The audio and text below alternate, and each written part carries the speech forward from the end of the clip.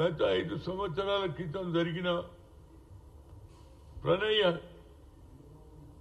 ఒక పెళ్లి, ముఖ్యంగా అతను బడుగు బలహీన వర్గాల నాయకుడు అయినటువంటి వాళ్ళ కమ్యూనిటీ ఎస్సీ కమ్యూనిటీ. కానీ మారుతిరావు కుమార్తె అమృత వర్షిని స్కూల్లో చదువుతున్నప్పుడు ప్రేమ అయింది, పెళ్లి కూడా చేసుకున్నారు. అది భరించలేక వాళ్ళ నాన్న మారుతిరావు పగ పట్టుకొని ఆయన కొడుకు ఇద్దరు కలిసి పన్నాగం చేసి ఆ అబ్బాయిని చంపడం జరిగింది. అది పెద్ద సీరియల్గా మీడియాలో వచ్చింది, పేపర్ అదేవిధంగా టీవీలలో కూడా వచ్చింది. రంగనాథ్ ఇవాళ హైడా ఏదైతే చైర్మన్ కమిషనర్ ఉన్నాడో ఆ రోజులలో ఆయన ఎస్పీగా పనిచేశాడు. దీన్ని చాకచక్యంగా ఎట్టి పరిస్థితులలో ఈ కేసు ఛేదించిండు. దానికి ఇవాళ మిరియాలు కూడా కోర్టు కూడా శిక్ష ఇచ్చింది. ప్రణయ్ అంతకుడికి మరణ శిక్ష, నరికి చంపిన సుభాష్ శర్మకు ఉరి తీయాలని. అదేవిధంగా వారితో పాటు మిగతా వాళ్ళ మీద కూడా యావజ్జీవన శిక్ష ఇచ్చారు, వారికి పెనాల్టీ కూడా వేశారు. నా ఉద్దేశంలో పోలీసు వాళ్ళు ఎంతో కష్టపడి కేసును సాధించిన తర్వాత దానికి ఇమ్మీడియట్గా శిక్ష విధిస్తే వచ్చేవారికి భయం ఉంటుంది. అరే మనం ఈ విధంగా చేస్తే మనకు కూడా మరణ శిక్ష పడుతుంది, మనం కూడా చనిపోతాం, మన మీద కూడా లైఫ్ కేసు పడుతుందనే ఆలోచన మరి కలుగుతుంది. కానీ అదే లాంటి కేసు ఇంకొకటి హాజీపూర్లో శ్రీనివాసరెడ్డి అనే ఒక వ్యక్తి ఆ హాజీపూర్లో అక్కడి నుంచి గాజుల రామారావు పోవాలంటే స్కూల్కు 4 కిలోమీటర్లు ఉంటుంది.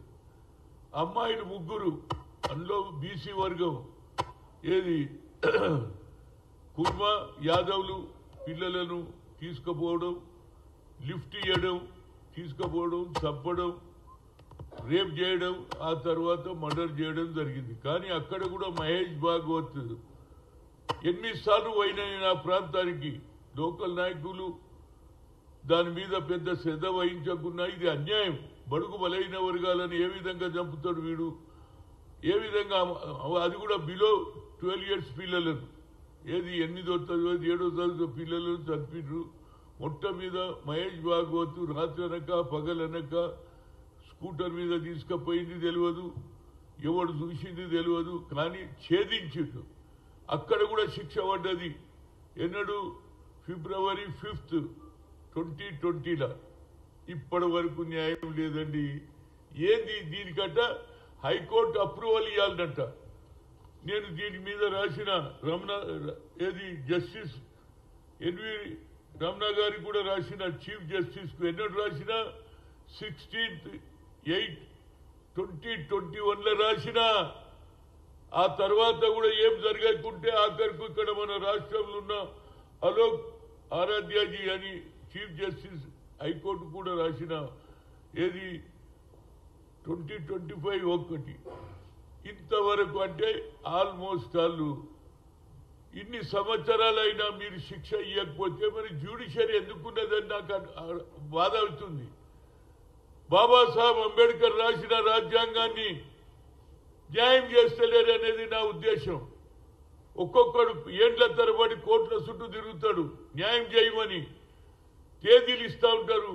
ఒక సినిమా చూసిన తారీఖ్ పే తారీఖ్ అనే సినిమా చూసిన తారీఖులే ఇవ్వడం తప్పితే, అది కూడా 2019లో బాబాసాహెబ్ అంబేద్కర్ విగ్రహాన్ని కూలగొడితే నేను అక్కడ పోయి దాన్ని కొత్త విగ్రహం తీసుకొస్తే కూడా దాన్ని కూడా ఎత్తుకపోయి పెట్టారు. ఇప్పటికి కూడా నేను పోలీసు కోర్టుల చుట్టూ తిరుగుతున్నా. నా ఉద్దేశంలో ముఖ్యమంత్రి గారు దీని మీద శ్రద్ధ వహించాలి.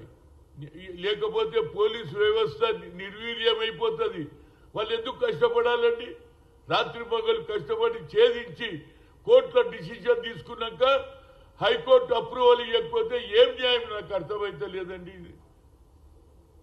ప్రజలు క్రైమ్ చేస్తా వస్తుంటారు. క్రైమ్ చేస్తే దీనికి సీరియస్ గా మనకు కూడా శిక్ష పడుతుందనే ఆలోచన కలగాలంటే ఇమీడియట్ గా ఏది హాజీపూర్ కేసు అదేవిధంగా మిర్యాలగూడ కేసులో శిక్ష పడితే వచ్చే తరంలో ఏ యువకుడు కానీ ఎవరే కానీ దుర్మార్గానికి పాల్పడడానికి భయపడతారు.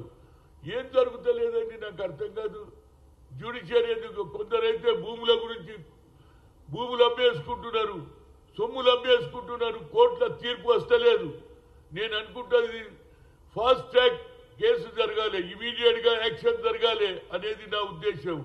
ముఖ్యమంత్రి గారు అన్ని చేస్తున్నారు, దీని మీద కూడా మీరు శ్రద్ధ తీసుకోవాలి. లేకుంటే పోలీస్ వ్యవస్థ నిర్వీర్యం. నేను అడిగిన మహేష్ భాగవత్ మై క్యా కరూ సాబ్ మైతో నల్గొండ కోర్టు మీద ఏది నేను శిక్ష ఛేదించినా ఒప్పుకున్నాడు, శిక్ష కూడా పడ్డా 5 ఏళ్ళు అవుతుందండి.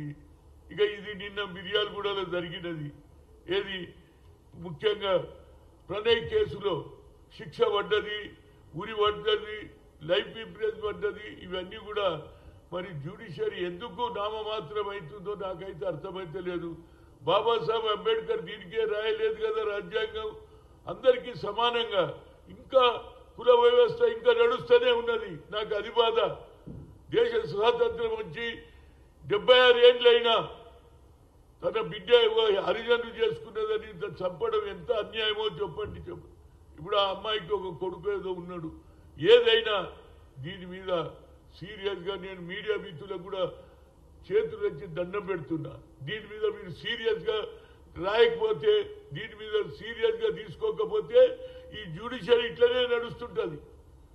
పోలీసు వాళ్ళు ఛేదిస్తారు, కేసు కోర్టులో పెడతారు, ఏళ్ల తరబడి కష్టపడి డిసిషన్ వచ్చినాక హైకోర్టు ఎందుకు అప్రూవల్ ఇస్తలేదని నా కోరిక.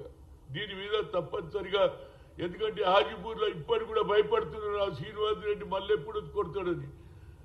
వాళ్ళు ఒకరు కుర్మోళ్ళు, ఒకరు యాదవ్లు, వాళ్ళ పిల్లలు చిన్న చిన్న 12 ఏళ్ల పిల్లలు, వాళ్ళకు ఏది తీసుకుపోయి లిఫ్ట్ ఇస్తాని ఏది రేప్ చేసి మర్డర్ చేసిన కేసుకు ఇప్పటి వరకు జరుగుతలేదంటే మరి చీఫ్ జస్టిస్ కు రాసిన రమణ గారికి ఏమి లేదు.